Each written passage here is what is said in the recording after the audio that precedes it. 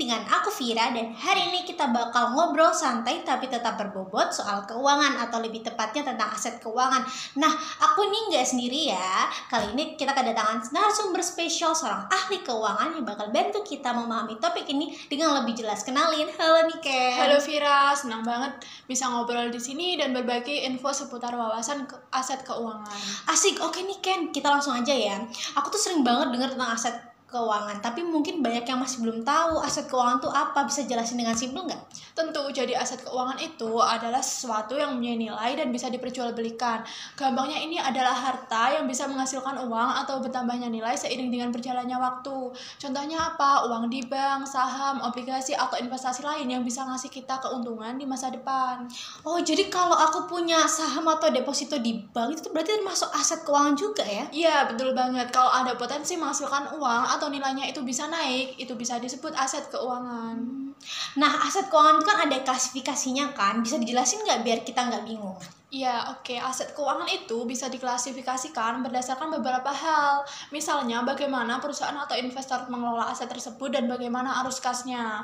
Dari situ, ada dua metode yang sering dipakai. Yang pertama yaitu biaya perolehan diamortisasi dan nilai wajar. Menarik nih, aku sempat baca soal debt investment amortized cost, atau yang biasa disebut held for collection. Itu apa sih? Oke, gampangnya debt investment amortized cost atau held for collection itu jenis investasi utang yang tujuannya buat ditahan sampai jatuh tempo. Misalnya, kalau kamu beli obligasi pemerintah, kamu akan mendapatkan bunga secara berkala sampai akhirnya obligasi itu lunas atau jatuh tempo. Oh, jadi kalau aku punya obligasi pemerintah, aku bakal dapat bunga terus ya sampai jangka waktunya habis? Iya, bener banget. Karena dari awal niatnya memang buat dipegang sampai jatuh tempo. Harganya nggak dicatat berdasarkan harga pasar, tapi berdasarkan biaya perolehan yang disesuaikan secara bertahap. Aku mulai paham nih. Terus ada yang namanya debt investment fair value atau comprehensive income kan? Itu bedanya apa ya? Nah, beda sama yang tadi, ini cocok buat investasi yang ada kemungkinan dijual sebelum jatuh tempo karena disajikan menggunakan fair value. Jadi, kalau misalnya nilai investasi kamu naik, selisih nilai fair value-nya akan dicatat langsung di laporan posisi keuangan tanpa melewati laporan laba rugi lagi. Berarti sebelum dijual, selisih nilai fair value-nya tuh dicatat dalam langsung ya di laporan posisi keuangan. Yap, jadi misalnya kamu beli obligasi perusahaan senilai 1 miliar. Beberapa bulan kemudian naik nilainya menjadi 1,1 miliar. Nah, kenaikan 100 juta ini nggak masuk ke laporan laba rugi, tapi langsung dicatat di order comprehensive income dulu. Nah ini oke, mulai jelas. Terus satu lagi, ada yang disebut debt investment fair value profit or loss. Itu yang gimana nih? Nah, ini lebih cocok buat yang suka investasi jangka pendek atau trading cepat. Jadi keuntungannya langsung dicatat dalam laporan laba rugi tanpa perlu menunggu sampai investasi itu dijual. Jadi kalau aku tipe yang suka trading atau cari untung cepat, ini lebih cocok ya buat aku. Iya, ini lebih fleksibel dan lebih banyak dipakai buat jual surat utang dalam jangka pendek. Oke, biar makin kebayang, coba kita kasih contoh ya yang lebih nyata buat masing-masing jenis debt investment ini.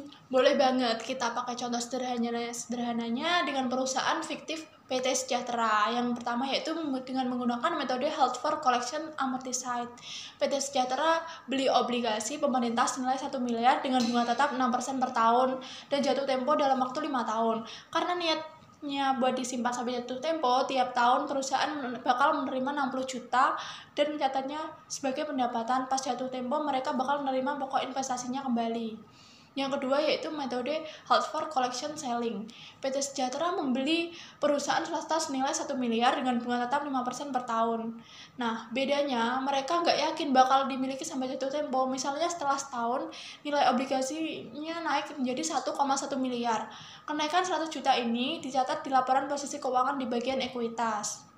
Nah, yang terakhir ini ada metode held for trading. PT Sejahtera membeli utang jangka pendek yang niatnya emang buat dijual dalam waktu dekat. Misalnya dalam waktu jangka 3 bulan. Kalau harga surat utangnya naik 1 miliar ke 1,5 miliar, keuntungan 50 jutanya ini langsung dicatat dalam laporan laba rugi tanpa harus nunggu surat utangnya terlebih dahulu.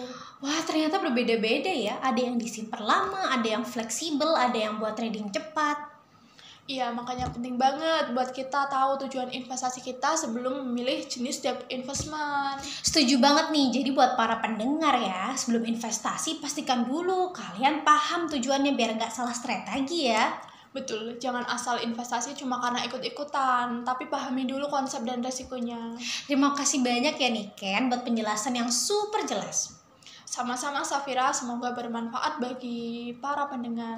Oke teman-teman, ini dia obrolan kita kali ini tentang soal keuangan, khususnya debt investment. Semoga makin paham ya, jangan lupa terus belajar. Dan sampai jumpa di episode podcast berikutnya. Bye-bye.